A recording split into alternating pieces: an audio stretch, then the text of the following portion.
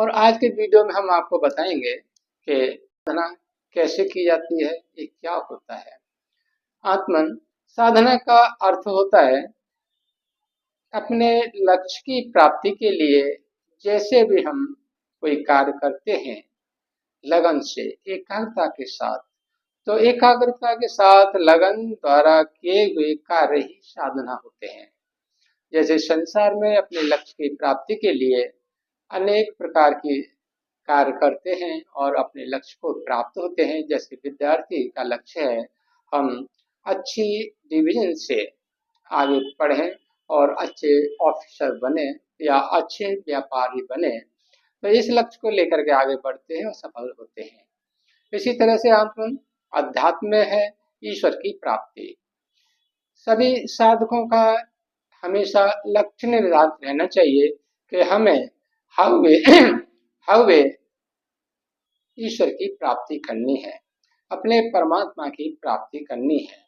इस लक्ष्य की प्राप्ति के लिए उन्हें फिर अपना शुरुआत में यम नियम, पूजा पाठ, सत्संग, प्रवचन, तीर्थाटन ये सब करने चाहिए।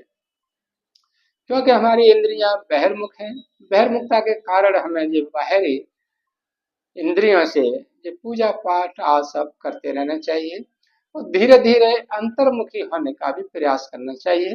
क्योंकि अंतर्मुखी होकर के हम जो अनुभव तत्व का अनुभव करेंगे, जो भगवत तत्व का अनुभव करेंगे, वही अनुभव हमारा सही होगा। क्योंकि अंदर किया हुआ अनुभव की स्मृति यानी विस्मृति नहीं होती है, लेकिन इंद्रियों द्वारा, बाह्य इंद्रियों द्वारा जो भी अनुभव किए जाते हैं, सीखे जाते हैं, समय आने पर उनकी विस्मृति हो जाती है, भूल जाते हैं। जैसे आपने देखा होगा कि कोई पढ़ाई पढ़ी और पढ़ने के बाद उसके विषय में वो क्षेत्र ही छूट गया, अन्य क्षेत्र में चले गए, तो पिछला पढ़ा हुआ लगभग याद नहीं रहता। ये अंतर्मुखी होकर के फिर अनुभव करना चाहिए। तो अंतर्मुखी होने के लिए मन का एकाग्र होना बहुत आवश्यक है। तो ये मन का एकाग्र कैसे करेंगे, मन को शांत कैसे करेंगे, कल आने वाले वीडियो में हम आपको बताएंगे। तो हम साधना करने बैठेंगे तो सिद्धासन या पद्मासन पर बैठेंगे। हड्डी सीधी रहे, गर्दन सीधी रहे, हाथों के अंगूठे इस तरह से हों, फिर उनको इस तरह से गोद में रख करके फिर आंख बंद करके अंदर की तरफ जा करके फिर उच्चारण करेंगे। सो हम, सो सो हम।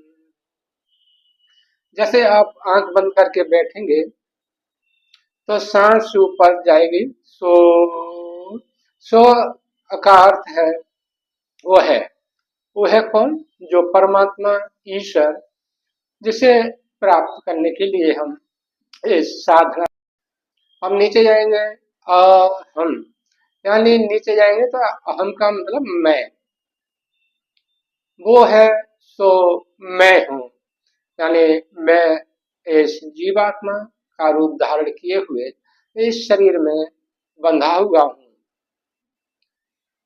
लेकिन हूँ तो मैं सत्य सच्चित आनंद स्वरूप आत्मा, अपने परमात्मा का स्वरूप, अपने परमात्मा का अंश, अपने भगवान का परिकर, अपने भगवान का पुत्र। किसी भी तरह से मान लीजिए, अगर आप निराकार उपासक हैं तो ऐसे बोल सकते हैं सो हम, यानी मेरे पर ब्रह्म परमेश्वर निराकार ब्रह्म है, वही मैं हूँ।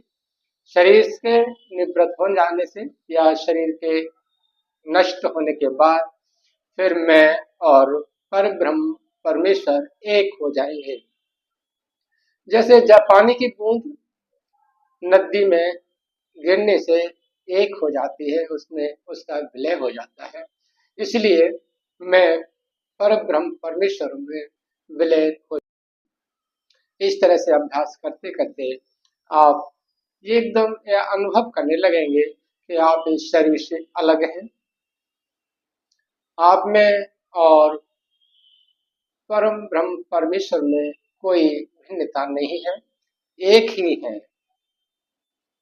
और ऐसी स्थिति आने पर, अपने आप को अनुभव करने पर, और ये देखिए कि आप जब आप आंख बंद करके बैठेंगे, ऊपर नीचे सांस लेंगे, छोड़ेंगे, तब आपको ऐसा लगेगा कि सो, यानी जो ध्वनि आ रही है सोहम की, मैं सुन रहा हूँ, सांस चढ़ रही है, इसको भी मैं अनुभव कर रहा हूँ। और मैं बैठा हुआ हूँ, आंखें बंद हैं, फिर भी मुझे कुछ दिख रहा है। क्या दिख रहा है? प्रकाश दिख रहा है, या अंधेरे में बैठा हूँ तो अंधकार दिख रहा है, यानी कुछ न कुछ तो दिख ही रहा है। जो देख रहा है वो आप हैं। इस तरह से अपने अभ्यास को दृढ़तापूर्वक आगे बढ़ाते रहेंगे, तो फिर निश्चय ही फिर आपको कुछ समय बाद ऐसा लगेगा कि मैं सचमुच इस शरीर से अलग हूँ। जैसे वस्त्र पहन लेते हैं तो वस्त्र आपके शरीर से अलग महसूस होते हैं, इसी तरह से आपसे ये शरीर मात्र वस्त्र से ज्यादा महत्वपूर्ण नहीं दिखाई देगा। फिर उसके बाद में जब ये अपने स्वरूप में स्थित हो जाएंगे या अपने ये स्वरूप का अनुभव करने लगेंगे, तो शारीरिक या समाज का या मानसिक जो भी परेशानियां हैं, दुख हैं, संकट हैं, क्लेश हैं, वो आपको बिल्कुल प्रभावित नहीं कर सकेंगे। बीमारियां आपके ऊपर बिल्कुल प्रभावित नहीं होंगी। आप ये साधना करते रहेंगे तो निश्चय ही आपके ब्लड प्रेशर, शुगर सारे के सारे खत्म हो जाएंगे। थोड़ा सा आप लग जाइए, जुट जाइए, इस साधना में करके देख लीजिए, अनुभव कीजिए, जुट जाइए और अपने वास्तविक स्वरूप को जानिए।